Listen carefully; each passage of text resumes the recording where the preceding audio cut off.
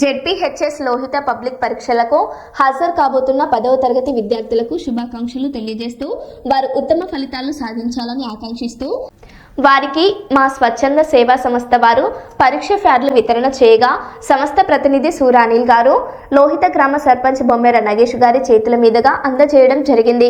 సర్పంచ్ బొమ్మెర నగేష్ గారు మాట్లాడుతూ పబ్లిక్ పరీక్షలకు సమయం నిర్వహిస్తున్నందున విద్యార్థులు మరింత శ్రద్ధగా చదివి అత్యున్నత ఫలితాలు సాధించి లోహిత హై స్కూల్కి మరియు గ్రామానికి మంచి పేరు తీసుకురావాలని సూచించారు.